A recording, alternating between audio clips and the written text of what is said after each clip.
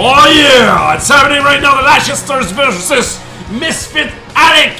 Come on guys, please! Do your tweet, do your retweet and everything! There you go! Lachhh and friends, that was me though. Whoop. Tim? Yeah? Woohoo! I can see you! Sweet! It is happening right now. Okay, Tim, I can see you, but my audience cannot see you, alright? So I'm gonna play a little intro of 5 seconds, and everybody will be able to see you, alright? Sounds snazzy. So just stick around 5 seconds.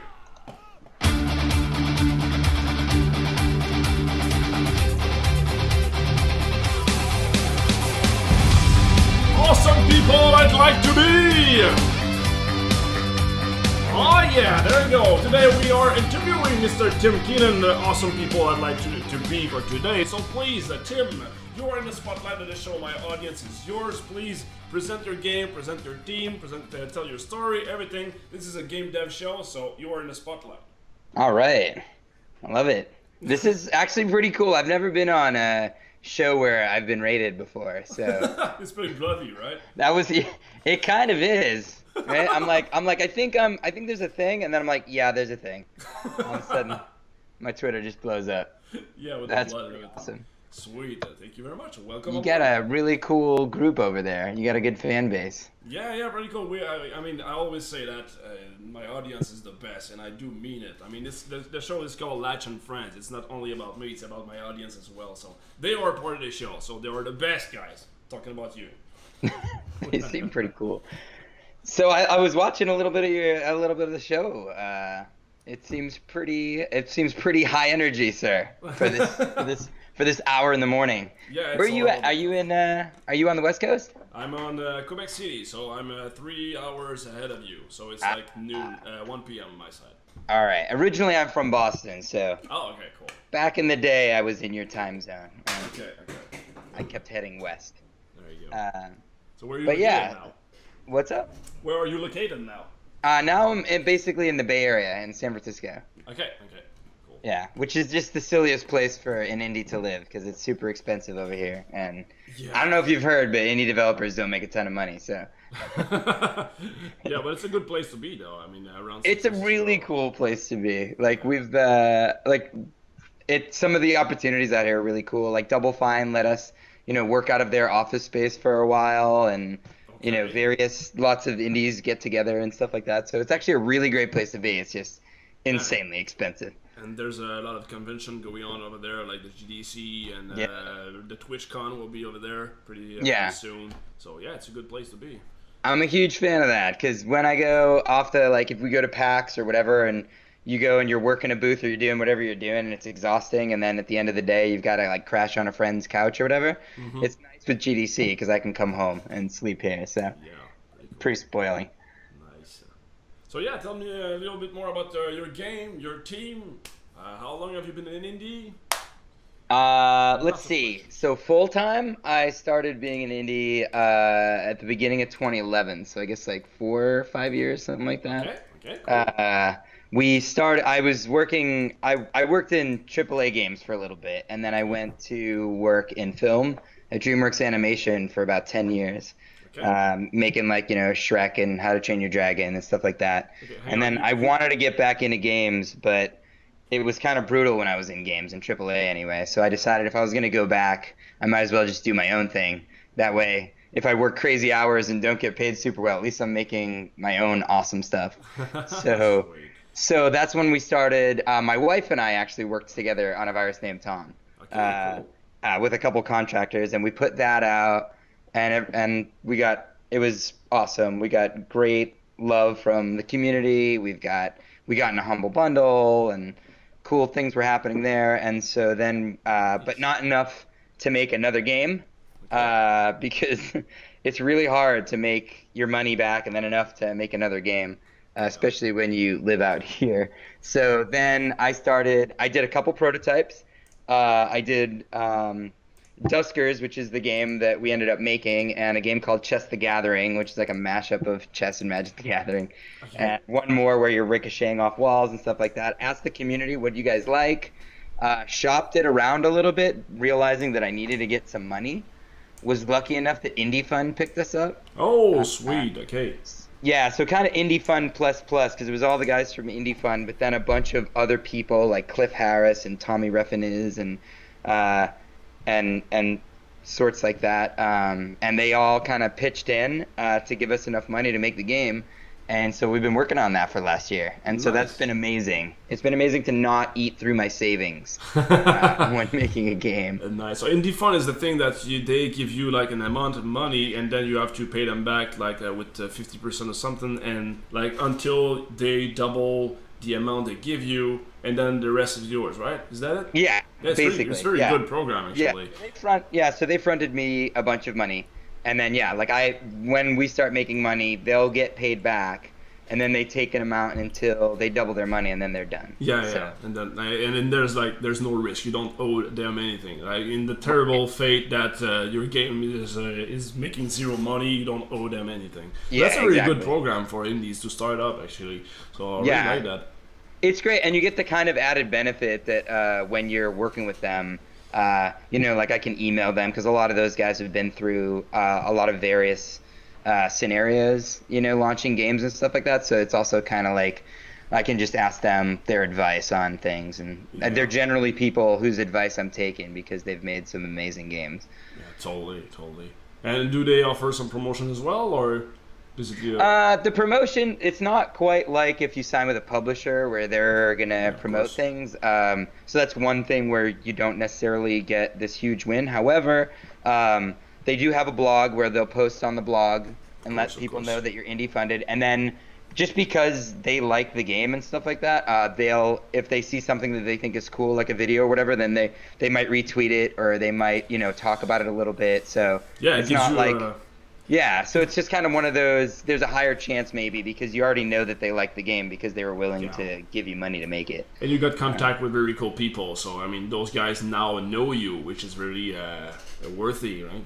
Yeah, it's pretty amazing when you stop and think about the fact that like, I don't know, like the guys that made World of Goo and Super Meat Boy, gave me money to make my game. It's kind of surreal. Yeah, right.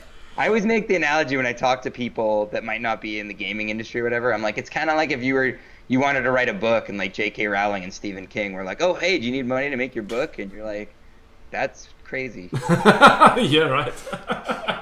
First you feel amazing because you're just like spending time with them, and now they want to give you money for that. Yeah. That's really like that would be super overwhelming, man. Yeah, it's Nice. pretty awesome. Sweet. Yeah. So you started the company with your wife. Okay, so 2011 was when the company was started, right? Technically, it was started in 2007, but I was still working at DreamWorks, and technically there was like sort of like a contract I had signed with them where they kind of held rights to whatever. So it was all kind of like working nights and weekends and stuff like that. And then in 2011 is when I quit, which is ironic. Because I always told my wife, like, as soon as I was at DreamWorks Animation where we made all these cool animated movies, and I'm like, as soon as I leave this place, that's when we're gonna have a kid. And right when I left, like my comfy paycheck and my health insurance and all that stuff, we had a baby. Oh yeah! Oh man! Congrats. So it was awesome, and she's awesome, and she's 4 now. But so my wife was still working a full-time job. She was pregnant with our child, and I was making her do the art for my game. So I was like, 2011, I was husband of the year. I think that was my shining moment where I just completely overburdened my wife. Whoa! It was crazy. When I think back on it, I'm like, how did we even do that? I specifically remember asking her for like an art asset that I needed for the game or for like a promotional material, maybe the Steam site or something like that, and her like handing me my daughter, and then when she was done, I handed her my daughter back so then I could like put it in the game or whatever. It was yeah. That's amazing though to share your passion with your wife. I mean, you both Yeah. do the same thing. That's really amazing. It has like its ups and downs. Yeah. Because it's kind of scary when you're like dealing with your wife and you're like asking for things and you're arguing over art direction. But it's also incredibly awesome because she's an incredibly talented artist and graphic designer. So for me to actually, because she goes off and does her work and I go off and do mine and we talk about it, but you don't see it. And then when you're working together, you're like, oh my God, like you're amazing at what you do. And that was really cool to work on that together. So uh, overall, like there were some bumps especially at the beginning, but then once we kind of hit our pace, it was pretty awesome. Nice, nice. Yeah, it was So like a whole aspect that I hadn't really kind of seen of her, and that was really cool. you rediscover your wife. Nice. Yeah, I by actually had a baby exploiting as it. well when I founded Bizarre Studio, like 7 years ago. I had a baby, and then I said, okay, fuck it, I'm gonna quit my job and just like start to my indie life, like start my own company and everything. So I kind of Right. have the same story with you. Right. So So we're crazy, is yeah, what we're you're saying. crazy. Yeah. All right. All right. I'm glad I'm not the only one. Now I can like I now I feel can go you. I back to feel my you. wife and be like, hey, see, there are other people that have done that. And now I have 3 kids. So Totally. Oh, wow. yeah, yeah. Wow. Yeah, 7, 4, That's and 2. So. intense. Yeah, So yeah, I yeah, remember I was watching Indie Game the movie. yeah. And when I was watching it, I was like in a theater, and the first thing I was thinking is like, I should be making my game right now, like instead of watching this Wow. movie. But I remember watching them like kind of, go through the crunch, and I'm sitting there this jaded, like, I'm getting up at like 2 and 4 and 6 with this screaming infant, and I'm making a game.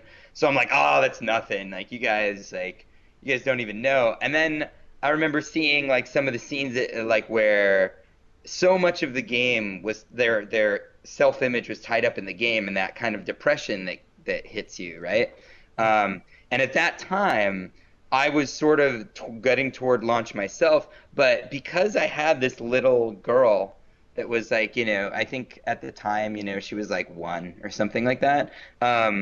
Because at the end of my day, after I had like worked so hard on this game, like all I had to do was make a fart noise, and like she just lit up like a Christmas tree. It was really grounding because I was like, if this game doesn't sell and nobody cares about this game, like she doesn't give a crap. Yeah, Like yeah. it doesn't matter at all to her. Like if I roll down the window in the car, she thinks it's amazing. So it's like I'm set. Like I'm awesome in my daughter's mind. So it helped Totally. me not get too tied up in that. I mean, I still, after launch, there's still like this kind of vacuum that takes hold of you because you've been working on something for so long and so hard. Yeah. And so that still hits you, but I think a little bit less because you have this other aspect of something that's really, really important. Yeah, yeah. You still have And, to protect somebody else, like at the end of the day. And I really right. feel you on that. I mean, even today, my kids are 7, 4, and my older daughter. I don't think she ever played one of my game because she doesn't even want to play video games. She want to go outside, and that's it. And I was like, oh, when my kid will grow up, I'm gonna play Contra and Super Mario with them and everything. And she just don't care at all. It's like, man, it's boring. Let's go play outside with the sun, Dad. And she's actually right. Actually go outside and play outside. But I'm like, oh, I want to do it. But yeah, I do feel like it put me back to her. Like it's not only about video game. That life isn't all about video games. So that's like Right. help us to disconnect from work and everything. Yeah. So yeah, totally. And it's like agree. this powerful driving force, right? Because if it was something else, it was like, oh, my friend's calling me up to like go out tonight. I can ignore that and be like, I got to work on my game. But when there's this like little person that you're responsible for, it's like, yeah, Yeah, that totally does it. agree. It also having kids also helped me make decisions on my game. Like for example, I had like that big game I really wanted to make, but I said, okay, if I want to make that, it will take me 3 years of production before I even put that out.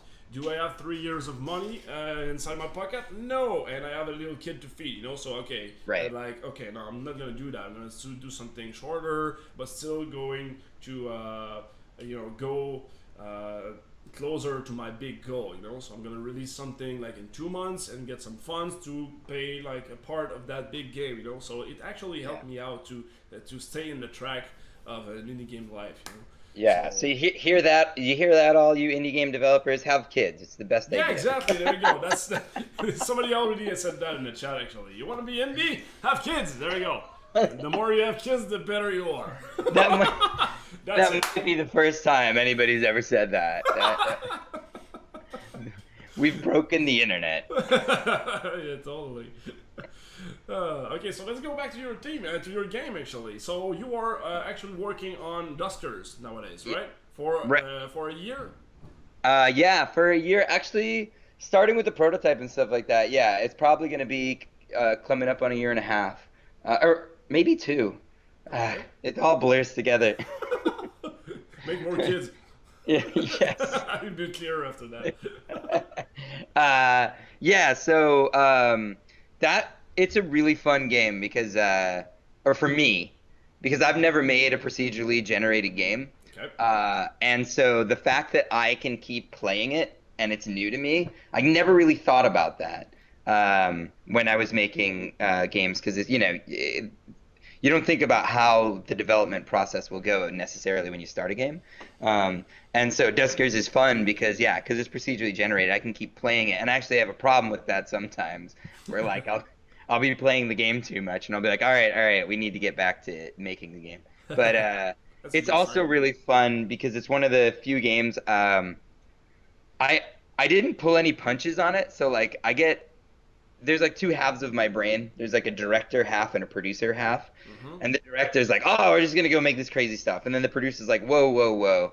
Like budget, time. Like, is anybody gonna play this?" And blah blah blah. Yeah. And so I feel like with this game, I was to a degree able to like lock my producer in like a closet and like Okay. just my director run crazy because I remember I actually made these puppet videos at one point that a bunch of people liked, and I talked about my on a virus named Tom pitching uh, to publishers. Oh, I used these.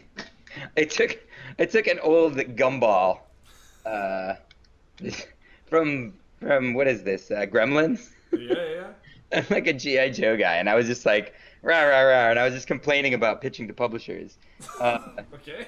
and a lot of people liked it and it kind of struck me. I was like I was making a game, I was making Duskers, and there were all these design decisions that I started making, and I feel like it was like this juvenile me inside, and I was like I wanted to pitch something to publishers that their jaws would just drop and they'd just be like, get out of the room, like leave right now. So when a friend suggested to me when I was making it that I add a command line interface to the game, I was like, at first I laughed and I'm like, yeah, right. And then I was like, well, I was like, that would be really fun to pitch to publishers. To walk in and they'd be like, well, we can put it on console, right? And I'm like, well, you need a keyboard. And then they're like, wait, what? You have to like type like into the game like a console? Like that's not happening. Um, and so I make this game that I think is gonna be awesome, but like nobody's gonna pick up. And then IndieFun says they'll give me money for it. And I'm like, oh my God, I have to make this game now. Holy crap. Like, and then at some point I'm gonna have to sell it. Like, But like that's good though. I mean, if we go back to the producer side, if the indie funds actually give you money to produce it, yeah. they think that they're gonna get their money back. So like, Yeah. even on the business side, I think you got something solid, my friend. Yeah, I mean, it gave me a lot of confidence because I was like, this game is like crazy, like, like it's very weird and off the wall. And them vetting it like that gave me a lot of confidence. And actually, Yeah, totally. up until recently, like I kind of feel like Duskers has been under like a rock because I've just been developing it. I haven't been doing as much marketing for it. Hmm. And we're gonna go out on Steam Early Access like next week, next Thursday. Okay. Um, and uh, and it made me feel really good because I was up in Vancouver actually, and I ran into the Gas Lamp Game guys. I ran into Dan, they did Dungeons of Dreadmore, and their Clockwork Empires, I think, is what they're on right now. And he was like, send over a couple keys, and so I sent them a couple keys, and then they just started tweeting to me that like they had played it all weekend and they showed me like a whiteboard where they were diagramming scenarios out and stuff like that. And it wasn't the first time because there are people who have bought the game that are in love with it, but it was kind of like this feeling that like okay, because I know there are going to be a bunch of people that it's not their game, but like there are like people were getting it and people were like falling in love with it. And that's an awesome feeling. You That's already just have like a community. You see that the right. community can grow from that. Yeah, and the Steam Nice. forums now that we finally put out like a little teaser trailer and a gameplay video, Yeah. and so people have been buying it off the website, and so the Steam forums are starting to the Steam forums are in this place, this like wonderful place right now where like there aren't a ton of people in there, and the people that are in there were the ones that were willing to go to my website and pay $20 for a game. Okay. So they're like it's not full of trolls that are just like, why isn't this 75% off or whatever? So it's like I'm in this like happy zone, and Nice. I'm like hoping that like we can keep that going because I've found like I'm on a complete tangent right now, but Yeah, no, go ahead, go ahead. I found sometimes when like some of my friends have gone through publishers and then they just slap the game up on Steam, Okay. and they're not monitoring their forums, they didn't like build their community. It gets really hostile really fast. And I kind of get it because it's like, well, like it's not a safe place, right? Mm-hmm. So with a virus named Tom, we didn't have that problem because I had the game selling it on my website for so long and people were on the Steam forums that by the time we launched, a bunch of people came in, and anybody that was acting like an idiot or being really rude to me or anything like that, like the community would just kind of like Defend resolve you. that. Ah, Yeah, they would nice. defend me and they would be like, hey, like, take that somewhere else. And Yeah. so it's kind of like I see Steam forums or any community stuff as like, if you've even like a subreddit, whatever, if you've kind of created like a place that people feel like they can discuss the game and you're interacting with them because their ideas are awesome. Mm-hmm. And this is another thing I disagree with some developers. A lot of them just like, they're just like, oh God, when fans send me stuff. It's like gamers are great designers, Mm-hmm. right? Now you're gonna design your own game and you can't listen to everything everybody says, but you should be reading it and you should be absorbing that because these are Yeah. people that really like your game and they've played a lot of games and they've got good ideas. So yeah, so I find that like yeah, I don't know why I'm on this tangent about No, but yeah, I do agree with that. I mean, having like you were saying that having like a family first before presenting your game to producers that helps, and also that helps on the launch as well. I mean, I see that right here actually on Twitch on Match and Friends because I have like we are 100 viewers daily every single day. Thank you very much for wow, you guys that's actually, awesome. and yeah, when I release something. I got a contact with Adobe last week just because I was live and I was like, oh, I'm gonna send a tweet to Adobe Flash because I'm still using Flash nowadays and everybody's saying Flash is dead.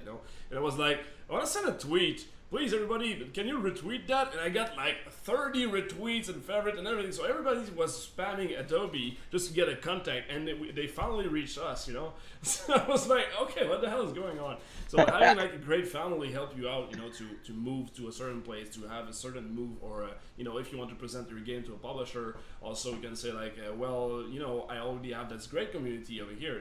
It's not only just a pitch game. There's also a value behind it. So yeah, I do Yeah, relate to that. it's huge. It's really huge. Like we had one of our team members now, Brandon. He was like kind of a super fan of a virus named Tom, and Mm-hmm. him and his wife would test all our co-op levels for us, which was, Nice. because you're iterating on the game, and he like basically did all that stuff, and then he helped us with some web stuff, and so then he just came onto the team, and it was just like, and he always said it was because he was I think he either emailed me or he posted on the forum or something like that, and he was asking like a couple questions. And I mean, I know a lot of people say it's a waste of time, and I know I get super distracted by this, but like it's my game, it's my baby, so I feel Yeah. like so I responded like right away, and I was just like, oh, here's all this stuff or whatever, and he was kind of blown away by that. And so I do feel that like yeah, if you kind of cultivate that community, then that it's an amazing thing because a lot of things on the internet are crap, and a lot of places you go, you're gonna get like commenters and stuff like that that are just it's just a wasteland. But Yeah. if you curate it and you kind of bring it up from the ground up, then you have a community that can really help sort of self-regulate things, right? And that's so I don't know, it feels really good. Like even if the game does well, that's great. If the game doesn't do well, that sucks. But if you have this sort of community of people around you that you've kind of created, then that's just like an amazing feeling. Totally agree. Super Totally agree. humbling. Uh, but yeah. Nice. Um, I want to go back to the game again. You said you are so you're an animator slash artist. So I have a background in computer science, so programmer, but then I went when I was at DreamWorks, I was an effects animator. So it was kind of like half art, half code. Okay. So imagine like clothing or fire or something exploding. You've got to make something really pretty, but it has to. We use like physics and stuff like that to make that happen. So and code to generate that. So it was kind of this perfect middle ground. So you're a coder that makes pretty things on the screen then. Yeah. Like the air movement and stuff like that. Right. Yeah. So that was kind of the things that we would do, and it was fun because you got to like blow up trebuchets and make like light things on fire and stuff like that. Which is that really must fun. be super different than game development, though. Yeah. Do you have some skill set that you can still bring from that 10 years of dream work to game development? I mean. Yeah, I think the best thing that I took from DreamWorks, honestly, was art direction. Okay. So like I was constantly art directed when I was at DreamWorks, and by very talented people.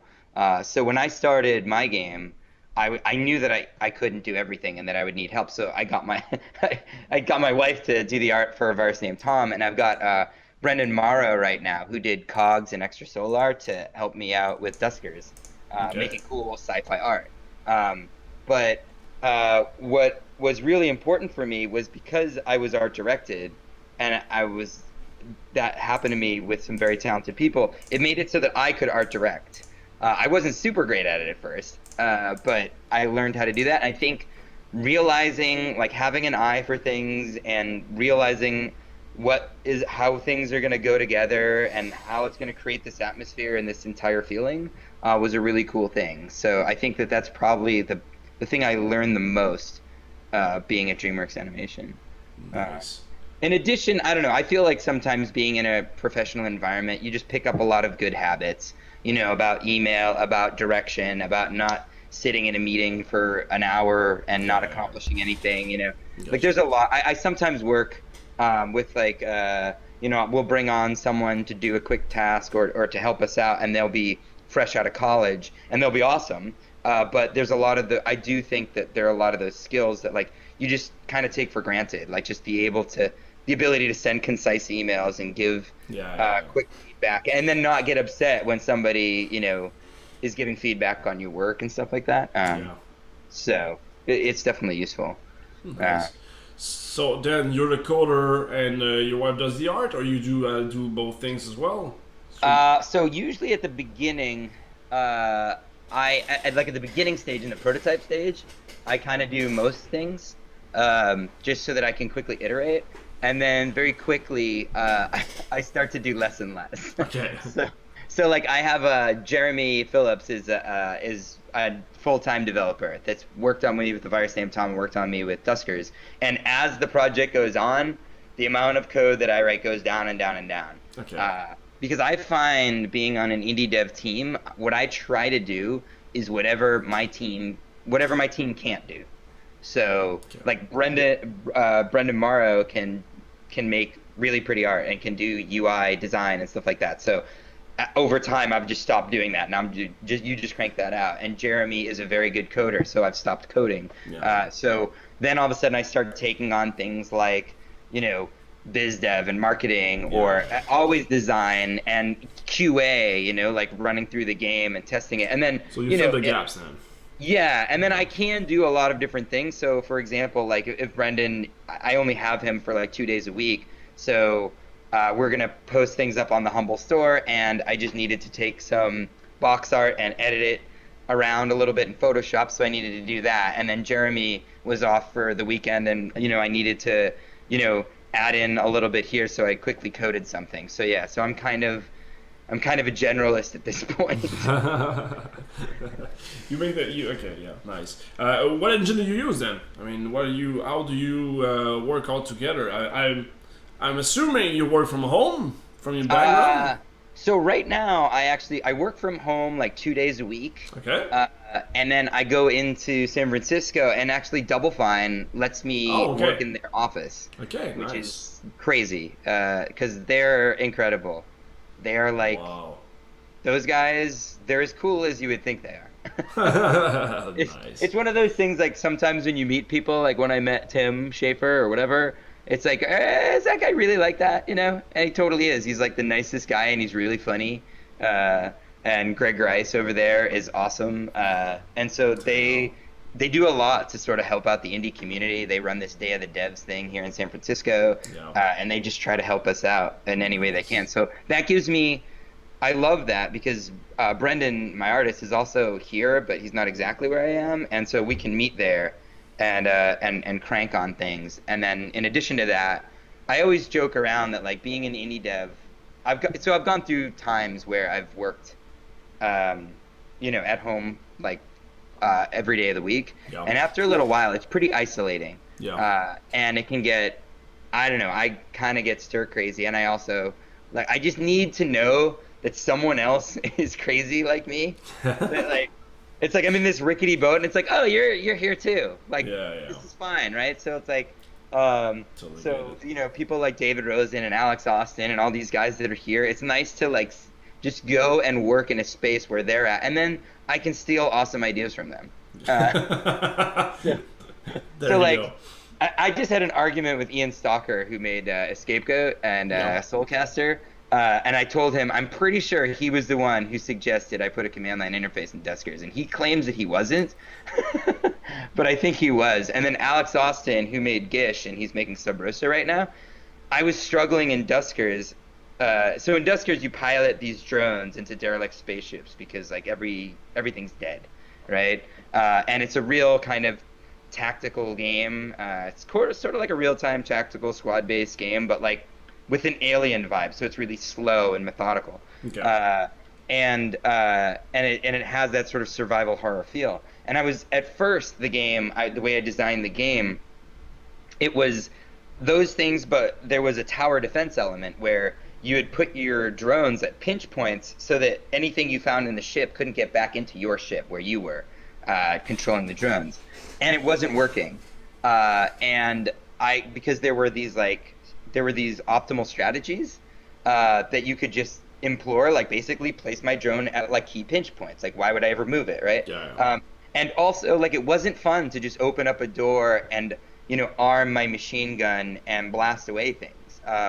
And Alex was like, and so it was so classic because I was like, I'm really struggling with like the combat in the game, and he was like, well, what if you didn't focus on combat? And it was one of those like, you jackass, like statements where you just like take what I said, like I'm having a problem, like my shoe hurts or something. Well, why don't you buy new shoes, right? And I'm like, but it struck me, and I'm like, well, why am I focusing on combat? Because like this is a game, that has a lot of survival elements, and it kind of has this alien vibe. And it was awesome because you have the first alien, even the third alien, where you got the motion tracker, and there's something out there. And so I totally removed most of the combat in the game, and now it's very much about trying to avoid combat. And so like if I wasn't in a space with those guys and eat lunch and then just suck great ideas out of their brains, Duskers wouldn't be as cool. Nice. So yeah, That's I'm a good. big fan of being around people, and that's why I bother to it's like a 30-minute train ride or whatever, but like Yeah, that makes sense though. I mean, you have those awesome people that know a lot of stuff, so you can like get their knowledge, Yeah. chop their head off and get their knowledge. Drink it down. It can be only one. All right, I'm gonna ask a question from the audience actually. So I got a little All right. tool here that allow me to go check the question from the audience. So we got Nick Drizzy asking, "What is your top 3 favorite programming languages?" Top 3 favorite programming languages. Yup. I guess C++ was a favorite for a long time because of the flexibility that it allows you. Like you can do so many things. When I first started writing in C#, because my first game was in XNA, and my next game, Duskers, is in Unity. it annoyed, like little things were annoying me because I couldn't like have like default parameter values or something. Yeah. I don't even remember. But then over time, I've kind of grown in love with C sharp because I always liked Java and I've always liked object-oriented programming. And so now C sharp, just because of my proximity to C sharp. But I also kind of have a dear place in my heart for a programming language called Lisp, Yeah. which the is a script code? highly recursive language, Okay. and it's purely functional. And the reason that I kind of like that, even though I wouldn't want to write a game in it, I'd write an AI, like a chess AI in it, but I like the fact that that shows you like this purely functional language where you don't even have like, temporary variables and stuff like that. So it like forces you to think about things in a very different way. Yeah. And I always hated people that were in love with a language simply because it was what they were using. It was like the right tool for the right job. And so like in some instances, like Python is a great language because it's very readable and you can have artists like make scripts, and we use some of that at DreamWorks, but it wouldn't be very good for a graphically intensive game, right? Yeah, Because totally. and so Well, I'm most not of the even answering. language exists because they have their own. They are better at their own job. Just like you Right. said, Python are good for that specific task, so it won't die until like there's something better for that. But still, it is way better than C sharp or ActionScript or whatever in that specific task. Exactly. So yeah, I totally agree on that. Nice. All right, so let's go to the next question then. Okay, Rob the Pitcher is asking, share some marketing wisdom. What are the must-do things? Do you work with PR agencies? So, for a virus named Tom, I didn't. I did all that by myself, and that was basically my philosophy. So I put out videos so that people can see the game and get excited about it, and then I tried to, I started going to a lot of events. Like I started going to PAX and I started GDC and stuff like that, just to meet other developers and to meet press and all of this stuff. And then of course like YouTubers and streamers starting to get really big. And I don't really know that I have a overall philosophy. I think what I try to do is not underestimate the amount of time that it takes.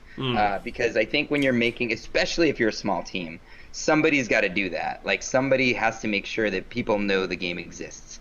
I actually think I haven't done a great job of it with Duskers at this point, and I'm trying to make up for that because the game, it's a bigger game than A Virus Named Tom, and so it's taken a lot of effort, and so I wasn't able to make a trailer as early on. That's another thing that's really important. You can't just sit there, wait till launch, and I think everybody knows this, and then just be like, okay, what do I do?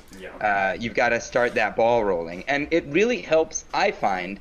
Some people would probably say it's a waste of time, but when I engage, like if somebody loves my game and they're messaging me about my game, I message them back because I'm like, this is a person who not only can inform me of cool things about my game design, but that's someone who, probably can evangelize about my game and can help me spread the word. So that's really important to really engage the community and keep track of that. I started a mailing list because I felt that relying too much on one thing like Facebook or Twitter or whatever seemed like it was kind of scary. And I wanted to kind of insulate myself from that. And that's really cool too because I send out regular updates. And then some people that might be interested in A Virus Named Tom might be interested in what we're doing in a completely different area. And doing things like talking to other cool developers on their Twitch stream seems like a really good idea. Because, you have an audience that might be interested in what I'm doing, and I have an audience that might be interested in what you're doing. So cross-promoting with other indie devs is really cool. Yeah, I mean, that's the whole point of the raids, actually. You are my 11th game developer I invite, and that's kind of my way to do the thing, actually, to get some contacts and everything, Because I'm, like, up north in Canada, and going to San Francisco for me it costs, like $1,000 just to get there, and then I have to pay for the hotel, blah blah blah blah. So for me, it was like, okay, what should I do? Well, I'm gonna every single week, and I'm gonna go get another game developer and just exchange our fan base, and that's a win-win situation, because I give you my fan base, and do the same thing on your side, you know. So Right. that's a bit that's. Yeah, and that's kind of the beauty of I think independent game development is Yeah. that like I think in AAA development you do have to worry. You are competing, especially if you're launching the same time in a similar genre. But with indies, there's just so many indie games and there's so many gamers. It just there's not like, oh well, like this person is gonna launch and then steal like sales from me. There's none of that. Yeah. So everybody I find as an indie is just super willing to share knowledge and to like cross promote and help each other out. And it's this weird hippy dippy again, it's that rickety boat. It's because we're all crazy enough to do this and we're all nuts enough to think that we could keep doing it. Like I think there's like a camaraderie there. And so yeah, totally. I mean, we have already two things in common. First, we share the same passion, and second, if we help together, we stay alive. So that's like that's a good reason to just like meet other people, right? Yeah. One thing I'm going to do for the first time, that is kind of might be interesting to people. I don't know. I've never done advertisements. I was always told like, oh, those don't really work or whatever. And then recently, I've been told that like, especially because my game is sort of niche and I'm going to need to find people that would be into it. I've been told now that like advertisements can work. So things like, trying to target an ad on like Facebook or Reddit or Twitter or YouTube. And I've never done it. So I'm going to give that a shot and I'll report back with how that goes. I have no idea. Can't wait to hear for that. Actually, like one of the rules of marketing is to diversify. So you have to not focus on one thing. Just like you said with the mailing list, just not do that. And just try to get some contact. You are with Double Fine as well, so that's a good one. Try to reach some more contact. Go to convention, Facebook, Twitter. Those things are, those are. I would say to people sometimes, and I don't know if this is good advice or not, but there's like a million channels that you can reach people. And it's obviously good to, reach out as much as you can. But don't just reach out on a medium because everyone's doing it. Like if everybody's like, oh, Tumblr's the new thing or Snapchat's the new thing or whatever, and you just go out there and you're just like, oh, okay, I'll just blast my stuff to that. It's kind of not your shtick, right? Like, I mean, like me, I enjoy making videos, so I make a bunch of YouTube videos, and I was streaming for a while because I enjoy that too. But like the Tumblr thing, like I don't blog post as much, and so like I started an account and then I wasn't really using it. So it's like recognize that there are certain things that you're either good at or that you enjoy, and do those ones because the more you enjoy it, the more likely you are to do it and do a good job of doing it. So if you really love being on Twitter, then find your audience on Twitter, I guess. Like marketing is the biggest like nebulous gray area in the world. Like, I swear to God, if you get together with a bunch of indie devs, like 9 times out of 10, the conversation is going to devolve into like, how do I market my game? Because nobody really knows how to do it. Everybody's got a different example of something that worked and then a complete different example of how it totally didn't work. And it's so nebulous and it's so hard to tell if things work or not that like everybody's just like grasping at straws. And even the advice are pretty nebulous. I mean, it's like, don't talk about your game at the release and also do a lot of talk to a lot of stuff. I mean, it's just like, okay, can you be like more vague than that, please? I mean, so, but it's that for real, I mean, I had a discussion with Mark at one point. We wanted to make a game, our first console game and first Steam game. And I said to him, okay, if you want to sell that on Steam, if we want to sell that on Steam like in a year, we have to start talking about it right now, And that's why I started my YouTube show, Into Your Face, because I wanted to put my face on internet and say like, hey, hello world, and blah blah blah, this is my company, this is all my stuff, in hope that I will sell the game like in 2 years instead of 1 year, So I think it's better to take 2 years and sparkle some like marketing over there, like just always talk about your game, then rush your game in a year and sell it. I think it's gonna be better if you take time to talk about it during the development. Yeah, I definitely agree with that. Because the good part about indies is people want to know the guy behind the game. They want to be like friend of you. They feel like they know you afterwards. So that's the thing That's Yeah. our not weakness, but the antonym of weakness. I have a brain fart right now. Or The superpower, I should say. Yeah, that's kind of, and I think a lot of indies they struggle with that because they might not be like I'm kind of an extrovert. I'm loud and obnoxious, so it's Okay. not that big of a deal for me. But I know a lot of indies struggle with that a little bit because that's sort of what they have to do. I Mm-hmm. think it's awesome because for me personally, I would love the idea that like when I launch Duskers, when I go to make another game, I'm not just starting at zero again, right? It's Yeah. like some people care about what we do. They think we've been doing a good job, and so they might, follow that. But it is weird. It is strange that that sort of comes with the territory. And I wasn't really sort of expecting that so much because like every now and then I'll feel really bad because everybody has different names across different things. So they'll have like a Steam name and then they'll have like a Twitter name Yeah, and then yeah. and so every now and then like someone will message me and it won't necessarily be the same name or maybe it will and I'll just like brain freeze or whatever, and I'll be explaining something, and they're like, "Dude, like this is me. It's like Ted. I've been like, whatever." And I'm like, "Oh my God, that's you!" Like, because there's not a face that's right there. Like if I'm at a bar, or if I'm at a conference and I run into a dev, even if I couldn't remember their name or whatever, I'll remember their face and be like, "Okay, we talked about this." But it's Yeah. really hard over the internet sometimes, especially across all these things, Yeah, and it's yeah. also weird for people to kind of know about you. Sometimes like someone will say like something and I'll be like, "How did you even know that?" And they'll be like, "Well, you fucking put it in a YouTube video and put it up for the world to see." That's kind of, and I'm like, "Oh yeah, I forget that like people watch those things because I'm just like in my room like recording a video and sending it out to the world, and I'm like, Yeah. I don't really think anybody's watching." So it's kind of weird. Yeah, It's totally. interesting, Yeah. but it's pretty But awesome. but yeah, to get back on what you said, like it is important to put your face out there, and you said you were an extrovert, but I'm actually a super timid and shy guy in real life. I don't Wow. know how like in 2 years I started to put my face on camera like 2 years ago, and it was super scary at the first time. I remember talking to myself in my car while I was driving in English to be sure to be used to the language, because I speak French.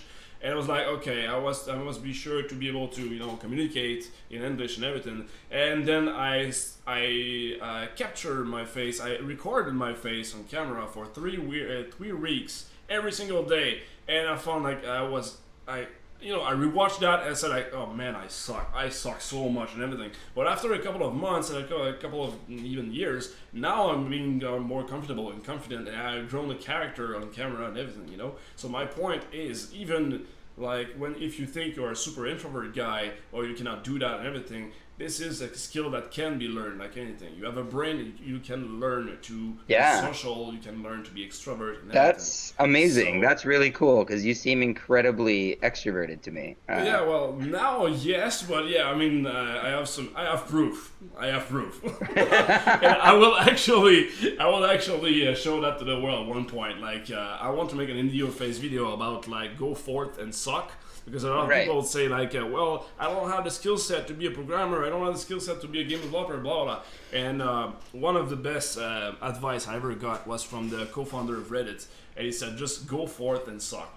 Go ahead and suck at something, and then you'll be good. So I I wanted to make a completely video on agree with that and show all the places where I suck at life, and pick like a big compilation of Lachhhsucks. There you go. You can laugh at me, and just to I show people you have to go through that process. I think that's not only valuable for people to understand that, but then also like all the time as indies, I think we're always reading things like, the successes. We're reading Yeah. about this was an incredible game, an incredible success, and we start to get really self-conscious. And we start to Yeah. have a skewed perspective of indie developers like, oh, that's what is the norm, right? And people Yeah. don't like to talk about their failures, and people don't like to talk about how they screwed up because there's this perception, right? You're like, oh, like if I'm successful, then everyone's gonna think I'm Well, cool. nobody wants to be rejected, so Right. And I would totally agree with that because I did like a lot of like sort of like improv comedy stuff, Mm-hmm. which I love. It's got so many good lessons. There's a lot of like you always have to say yes, you always have to agree, and you always have to do things that you don't feel necessarily comfortable with, like getting up in front of people with no plan and just spouting off whatever comes in your mind. And that was another key that I would probably give advice if people are trying to do that. Like they're trying to do like, I don't know, let's say like they're trying to do videos or stream or whatever, is not only to just do it, but to reduce down their expectations low enough that they will do it. Like, so for me, when I started doing weekly videos, it was impossible because I wanted to make this perfect video. And so I would like edit it together and I would spend like hours editing it and try to make it like super clever. And I could put out like one of those a month at most, right? And then my wife bought me a hand cam where I could just basically, and I made a rule to myself. I was going to hold the camera, like point it at myself, hit the button, and I could maybe stop it or pause it or whatever, but I was generally going to do it in one shot. And it was going to be 5 minutes, and I was just going to talk about game design with her or whatever. I started doing that, and then I could just upload it. No editing, nothing, right? And because it was that simple, I was able to start doing weekly videos, and it would only take like an hour of my time. And at that point, it was like they weren't, you know, the most brilliant things in the world. But then what came from that was that I started getting more comfortable, like you were saying, and then more creative. Because when you're doing something every week, you're like, you get kind of bored. And then all of a sudden you do something weird, right? Like I that's when I like played with those little puppets. And then all of a sudden, like everybody loved that. And it was because it was something, I think it was because it was something genuine where I was just like, you know what? It's kind of like Duskers. It's kind of like you sit there and you're just like, you're thinking of a bunch of things, and then you have this weird idea, and you just do it. And then all of a sudden, that's what everybody loves. Because that was like nascent to your brain. That was like you coming through, you know, when all the shields were up, and everything that you do at first, all the shields are up, and it's all vanilla and boring because you're trying to sort of be someone else, right? Totally agree. There's probably a lesson in there somewhere. We're gonna rewatch that like, over and over again. And, I'll do an edit of that. It's like no, but I totally agree. No, I mean, lower your expectation. That's a good one. That's a good one. You know, just to don't try to be perfect at first. Just try. Just fucking do it. Yeah, just like Shia LaBeouf said, do it. Yeah. I stole that actually because a friend of mine was doing. He was getting into photography. And he joined this little group, and they were doing like a self-portrait like a day or something crazy like that. And self-portraits are kind of trickier. And so he like at first was taking these self-portraits and like trying to be all clever about it. And then all of a sudden like he was just like, I have to do this every day. And so some days he'd be tired, or some days he just wouldn't have an idea, and he'd just do something off the wall. But like if he did that 7 times, 2 or 3 of those would be really cool. It was like he'd come up with something crazy, and I'd be like, that is amazing, right? Like way better than the stuff he was doing at first, because he was just forced to do it. Stop thinking, just do, right? And then I think that's when really rad shit comes. Totally agree. We're gonna go back to the audience question, my friend, and then it's already been an hour with babbling together, man. I really enjoyed that interview, man. Usually we go like 20 or 30 minutes, but I really enjoy your company. Thank you. We've still got people here. That's kind of crazy. Yeah, we're over 150 viewers here. Hello. Oh, wow. Also, speaking of which, let's give them the mic. We got Xenart. Okay, you already answered that, but I'm going to ask him anyway. What language or game engine do you use, and why not Unity? That's an inside joke. You do actually work with Unity. I do. We jumped on the Unity bandwagon at the beginning of this project. So we were using, for a virus named Tom, we used XNA. So that was still C#. Okay. Yeah. And then XNA sort of lost support. Sad times. And so then, everyone was doing it. So I was like, all right, we're going to do a bunch of prototypes, and it seems like it's a really good thing to prototype anyway, so let's just start with Unity. And so once we started rolling with it, I was like, this is actually really, really useful. This is actually a really good engine, and it's useful to work with. Though it's really funny because Lexi Dostal, who's at Hitbox, they did Dust Force, and now they're working on Spire. He and I joke around a little bit that like our previous games would have been perfect for Unity, because it was like they had levels, and you have the editor there, and you can arrange everything the way that you want it, right? And now we're both making like procedurally generated games. We're like having this great editor and stuff like that like we're doing it in code, you know? So it's kind of ironic that we're like, now that we're using this thing with this great editor, we're doing these procedurally generated games. But it's still useful because you can still kind of like pause it, you know, if some weird is happening, and then go in and inspect it and see what's going on. It is a great engine. I mean, I think the inside joke thing is that I work with Flash, and then I convert everything to Unity, you know? Because I've been doing that for the past 8 years, and there's a list of reasons why You're hooked on the action script. I'm hooked on the action script, there you go. And I just laugh every time that somebody says, Flash is dead, and everything, and I'm still working on Flash and everything. So, you know, and I stream every single day. I stream every day about my game development and everything. And, you know...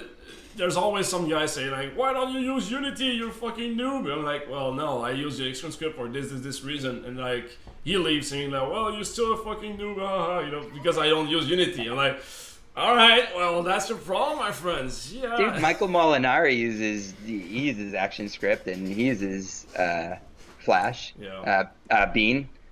With Basketball and Choice Chamber and all those awesome games. Yeah, it was here last week, actually, Bean.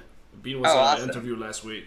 And yeah, there's a bunch of people still using Flash and everything. But, you know, the point was just like, I just love it when somebody just chose a camp. And if you're not in that camp, there's like, you're a fucktard. Yeah. Like, well, like I'm a Pepsi person. Reasons. I can't believe you drink Coke. Yeah, exactly. I'm brand loyal. Brand loyal. Exactly. And then that goes back to just the whole thing we were talking about before, where like you got to be able to adapt and use what you got to use for the reason that it works for that, right? I also really get pissed off when people like insult, like they use Flash game as an insult, and I'm like there are amazing Flash games, and like like with a artist named Tom. I remember like some of this on at some point on the Steam forum, someone would be like, "Oh, this is a Flash game." I'm like, that's an insult. Like it was an insult. I love Flash games. Like that's kind of like saying to me, that's like being like, "Oh, this game works on this monitor." Yeah. It's like what? like what? I'm like, I don't understand what you're saying right now. Like. You can't play it on your iPhone or something? Yeah, I mean, it's just a tool to construct something, you know? It's like, it's just like if you see an amazing house with the 3-story talls and everything, like, wow, that's amazing. Oh, yeah, but the guy just used that hammer. Boring. It's like, what the fuck, you know? I mean, look at the result, not the tools, you know? That's...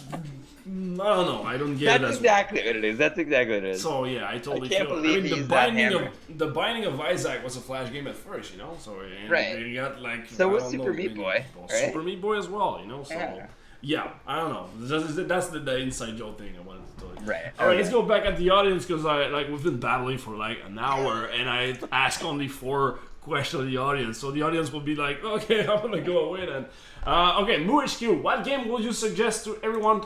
Hang on. What game would you suggest everyone to try at least once? At least once. A game to try at least once? So, is it a game or a genre? Did they say a game? Just a game, So I kind of understand sometimes when people get annoyed when you ask them that question and they'll say like a really old game. Because when they played it, it was super formative. So, like, for example, like, Masters of Orion was a really formative game for me. It was the first 4X game I had ever played, and it, like, kind of just blew my mind, right? But, like, I wouldn't tell people to go play Masters of Orion because, like, right now, I would probably be like, okay, maybe play Civ 5 or something like that. Because that's a 4X game that would kind of broaden your horizons. It's pretty hard to answer that question, you know, because you can suggest one just for the fun, you can suggest one for the level design aspect, you can suggest one for the feeling. So there's like just broad. So another one that I would have said would have been the Legend, like any of the Legend of Zeldas. But now I feel like Bethesda is doing such a good job with like the Elder Scrolls series. It's like it's almost like I'm moving my recommendation from like, oh, go try a Legend of Zelda game to, which is so dear to my heart because I grew up with that, to, you know, try Oblivion or Skyrim. Because that's sort of like a modern interpretation where the world is so open and stuff like that. So I think that those types of, I think it's almost like genres. It's almost like I would recommend genres and games within genres just so that people could experience them. Because like, it drives me crazy when somebody's like, oh, I wouldn't like that kind of game. and you're like, well, if you haven't even tried something in that genre, right? Like, you should really give that a chance. Uh, Totally. but yeah.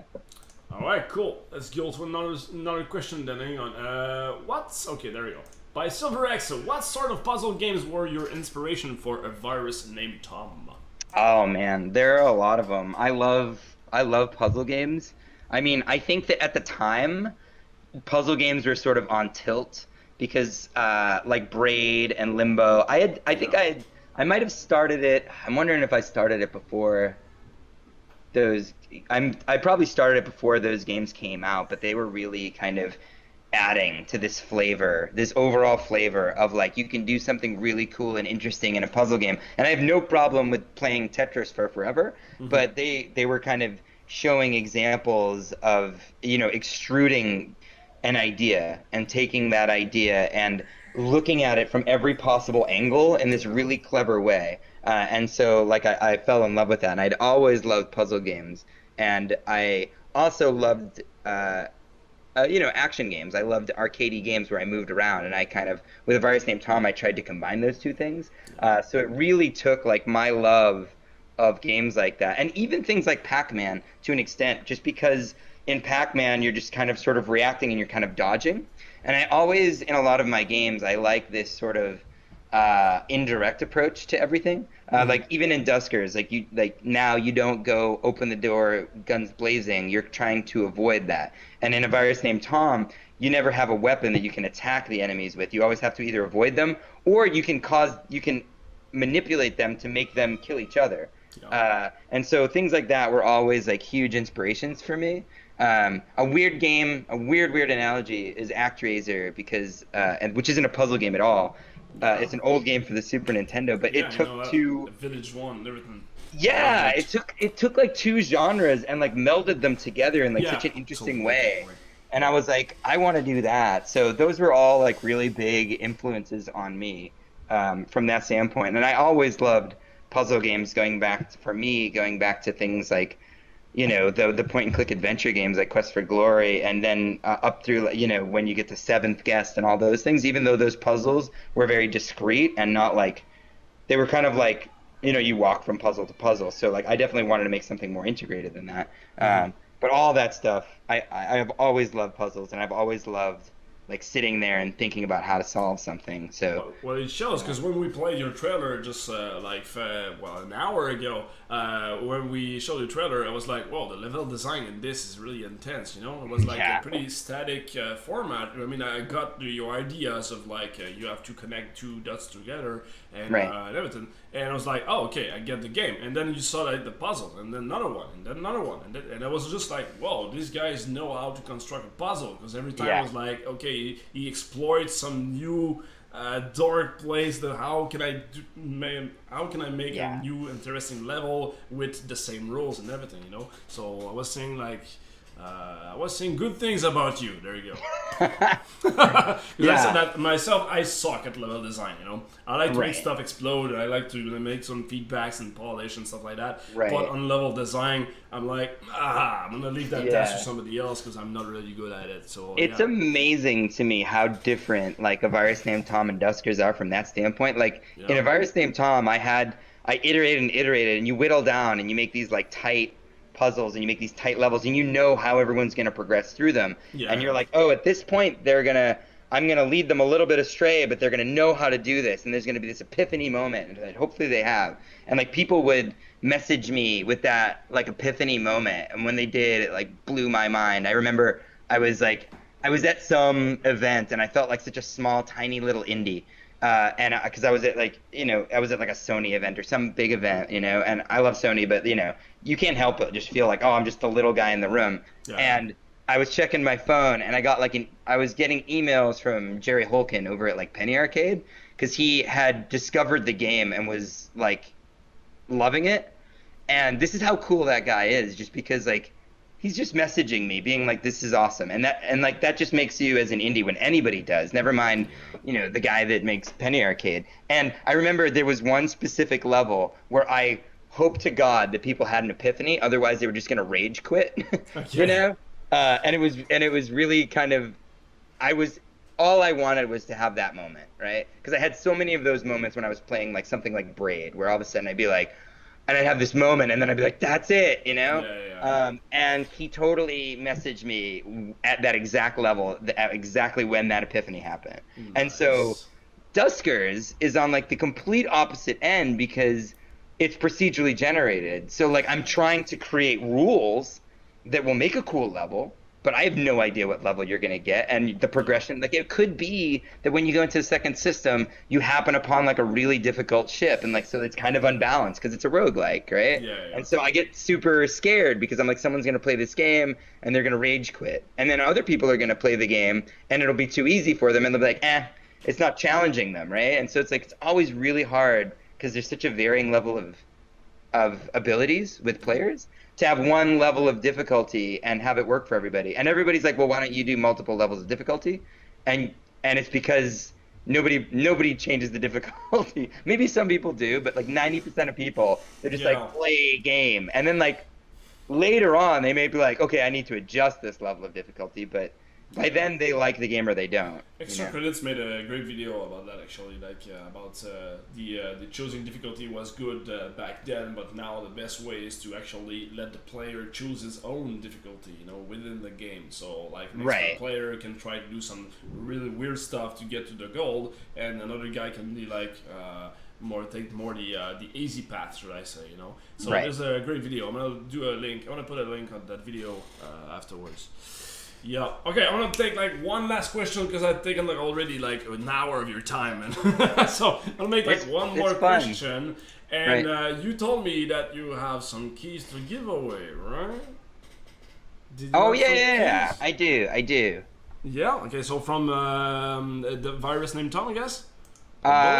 Sure. Is I don't know. I mean, is the I could actually. I'll give a key out to Duskers, even though it's not even out yet. Woo! VIP stuff, guys. Woohoo! Nice. Let's okay, do cool. that. Okay, cool. So the thing is, I have a giveaway tool. So after the interview, I will pop the giveaway tool. So just stick around in the chat, and I will assign a winner, and I will let you, Tim, contact that winner. All right? After the interview. Right. Awesome. So okay, one last question. This one I like it. The pad user is asking, what was the biggest challenge in development of a virus named Tom? The biggest what? The biggest challenge in the development of a virus named Tom. The biggest challenge in the development of a virus named Tom, I guess, had to be, I guess because it was my first game, probably the biggest challenge was finding a workflow with and bringing on and congealing a team to make that game. Okay. Because at the beginning I didn't have a team, I didn't have like a plan, I was just kind of doing it, and it can be really demoralizing when you're not making enough progress or people aren't working together and stuff like that. So, and it took a lot of people. Like in the credits to, I gave everybody a credit, and the credits to a virus named Tom make it look like 50 people made that game, and it was simply because we went through so many artists and we went through so many different people, and they were all working part-time because I couldn't pay them well, and then they'd be like, okay, now my job is taking more time, so I've got to drop this, and like just the inconsistency and all that stuff, right? So yeah. So making the team work together was like the biggest issue, the biggest challenge. It just took a long time, and it just took a lot of effort, and it took a lot of finding, and that's why I'm so happy on Duskers. Like we've got the old team, the whole team is back, everybody's and we just hit the ground running, and it's so much easier doing it that way. Yeah, I guess so. I mean, I never had that problem as an indie because I co-founded the studio with 2 other artists, you know, so we were complete. Right. We have like one I'm super jealous. Super jealous of that because we did not have that. Yeah, and like to this day, I didn't realize that how lucky I was for that, you know, because some people come to me and say like, how do I find an artist? And I'm like, I don't know. I never had that problem, you know. So yeah.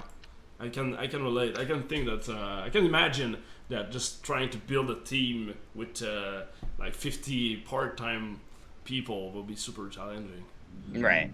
Yeah. I think that was tough. I think there were lots of challenges making that game, but I think that was one that just affected everything, like across the board. Totally agree. Well, you made it happen though. You finished it, and you did it, and now you're still going with Duskers, which will give some giveaways right after the interview, my friend. So I will close the interview right away, my friend. It's already been an hour, like hour and a half. I think we broke a record. The longest interview of awesome people I'd like to It was really fun. It was really, really fun. Thank you very much, Tim. Thanks very much for your time. And please stick around in the chat so you can give the giveaway. So you have like, what 3 keys? VIP keys? Not 1, 2, the 3? Duskers. No? Yes, no? I'll give 2 keys for Duskers. 2 keys, okay. Right. Okay, I'm gonna split that thing and you decide what's happening with those winners. Alright. So thank you very much, Tim. It was awesome. Thank you very much. Please stick around if you want to stick around and spam the chat with your website, Twitter, Facebook, whatever. You're in the spotlight, my friend. You can spam the chat as much as you want. Thank you very much, Tim. It was awesome. Alright. Thanks so much. That was awesome. Bye. Bye.